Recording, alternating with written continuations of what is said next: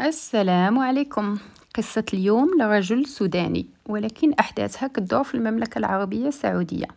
هذا واحد الراجل سوداني تزوج في بلاده وبقى مدة ديال 5 سنين ما رزقوش الله بوليدات، وكتاب وتفارق هو والزوجة ديالو، وفكر باش يدير عمرة باش يخرج من هاد الحالة النفسية اللي فيها، حيت نتوما عارفين الطلاق راه ما ساهلش، و5 سنين ديال العشرة راه ما ساهلاش.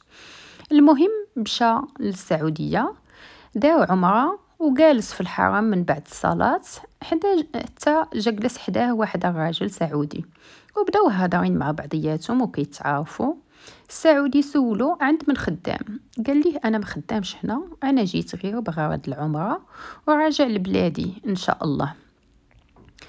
ديك الساعة ما كانوش المشاكل في السودان، حيت القصة بدات في 2004.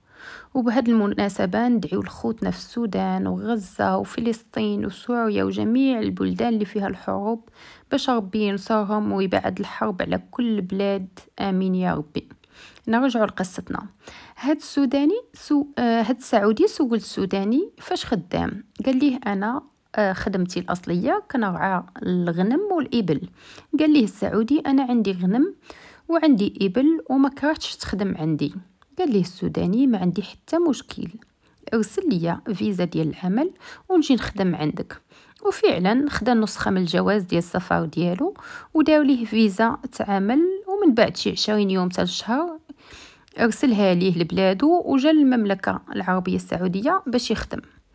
فاش وصل لجدة استقبلوا الكفيل ديالو هو السيد اللي غيخدم عنده، بالنسبة للناس اللي ما كيعرفوش معنى الكفيل. وداه لبحال المخيم داير فيه هو الغنم ديالو والإبل. وفعلا داك السوداني تبارك الله كان كيفهم في هاد الخدمة، عزل البهايم اللي مزيانة بوحدها واللي بانت ليه ناقصة قال السيد يبيعها، حتى من الخيمات اللي كيتبناو بالقش بناهم. داو الخدامة بلاصة ديال النعاس وبلاصة ديال الطبخ، ولا معروف في هذيك المنطقة. شوية طلب الإذن من الكفيل ديالو وداو شوية ديال الغنم ولا كيبيع ويشري فيها، وبقى على هاد الحال 5 سنين ولا 6 سنين. الكفيل ديالو كان كيقول ليه فلوسك انا نجمعها ليك بلا ما تحطها في المخيم تشفر ليك ولا توضر، احسن عندي مأمنة.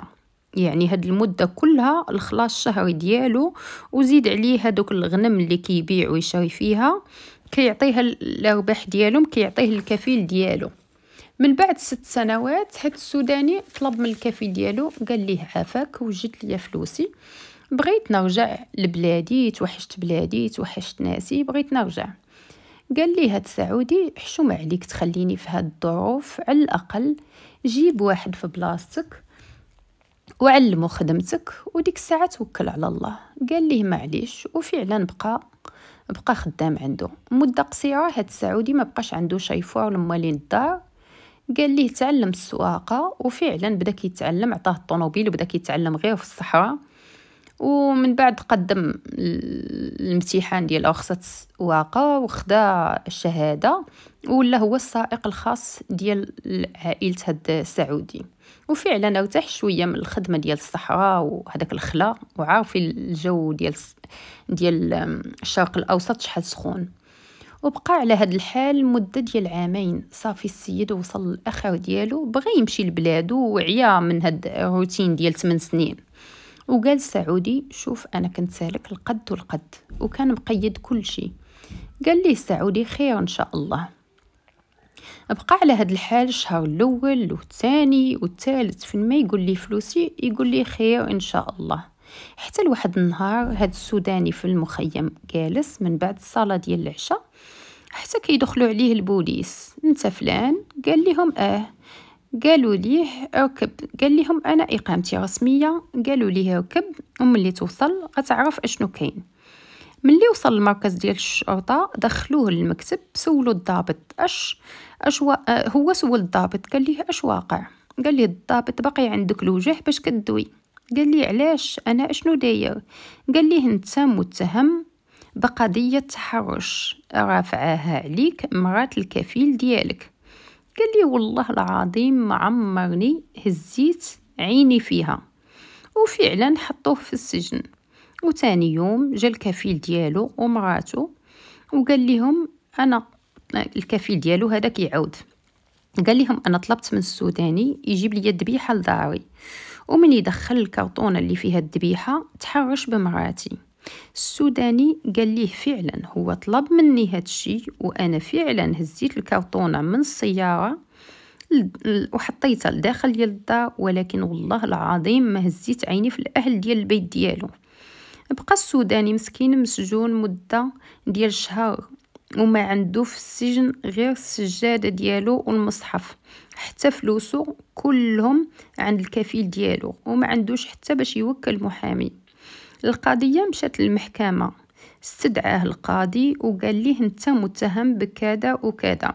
قال ليه انا معترف دخلت الكرتونه للدار، ولكن ابدا ما درت شي حاجه حرام، حيت انا كنخاف رب العالمين، وهذا الشيء راه كله باطل.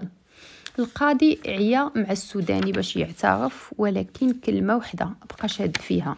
السيد ما داير والو ومسلم امره لرب العالمين.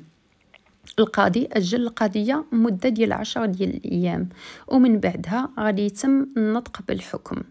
رجع السوداني للسجن وهو مسكين غير الصلاة وقراءة القرآن والخشوع وقيام الليل، وكيطلب من ربي يفرجها عليه ويبكي. من بعد يومين دخل واحد السجين جديد معاهم، وهذاك السجين من النوع اللي داخل خارج الحبس. شاف هاد السوداني كيصلي في الليل ويبكي ويقرأ في القرآن، قال ليه طفي الضوء خلينا نعسو. قال ليه السوداني واخا.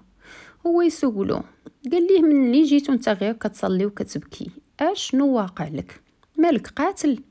قال ليه لا انا قصتي غير كذا وكذا وكذا، وحكى ليه المعاناه ديالو في هاد 9 سنين كلها. قال ليه قصتك بسيطه بزاف وعندي ليها الحل، وبدا كيضحك. قال ليه والله وقلتي للقاضي كذا وكذا حتى يطلعك من الحبس والله تتخرج منها.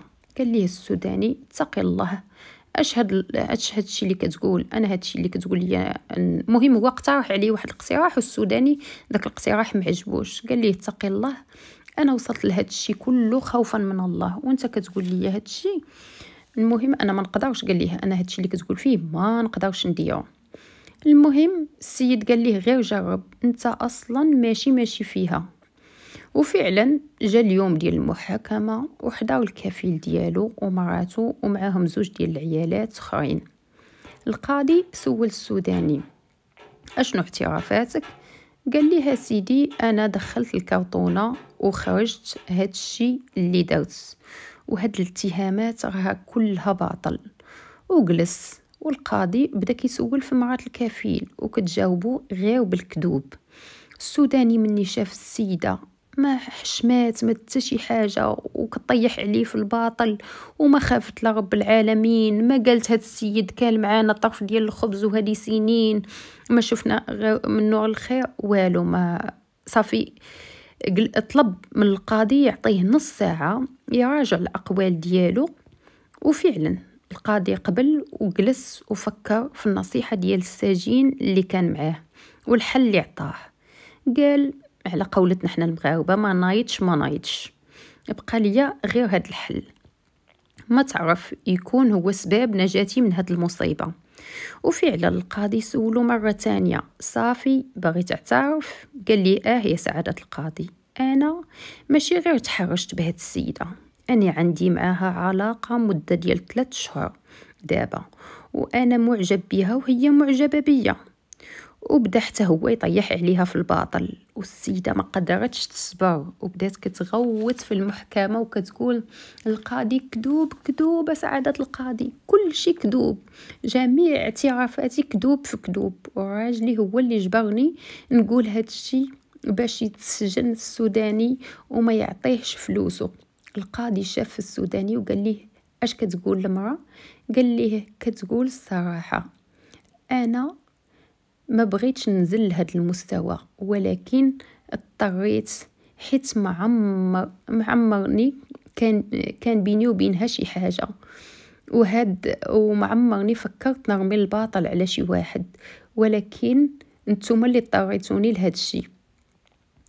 والسيد كانت سالو القد والقد. خدمت عنده، كملت 8 سنين وأنا في العام التاسع، وهادشي كان سنة 2013. وما بغاش يعطيني فلوسي. هذا شحال من شهر وانا كنطلب منه كل شهر باش يعطيني فلوسي، ولكن ما تخيلتوش غيوصل معايا حتى لهاد الدرجه. القاضي مني بانوا لي المعالم ديال القضيه، صافي ما خلف هذاك الراجل ومراته غير اللي نسى. ما حشمتو على السن ديالكم، ما حشمتوش تاكلوا السيد في 9 سنين من عرق كتافه واتهموه بهاد الاتهام اللي ماشي اتهام اللي خيبوا بزاف، كاع اتهام اللي مسخ. المهم القاضي اجل واحد الجلسه واحد يومين بين ما خلصوا السيد فلوسه، وهما مشاو جابوا الناس باش يطلبوا هاد السوداني يتنازل ليهم، حيت ولاو هما اللي متهمين.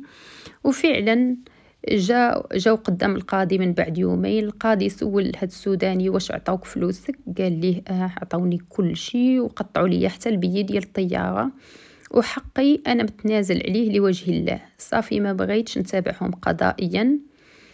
القاضي رفض انه هاد السوداني يتنازل ليهم، وحكم عليهم يخلصوا ليه 100,000 ريال سعودي كتعويض على هاد الاتهام الباطل.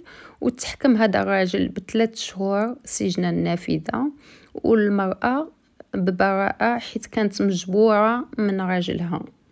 وهذه قصة للعبرة. والسلام عليكم، وكنتمنى اللي عجباتو يدير جيم وبارطاج، واللي ما مشتركش يشترك.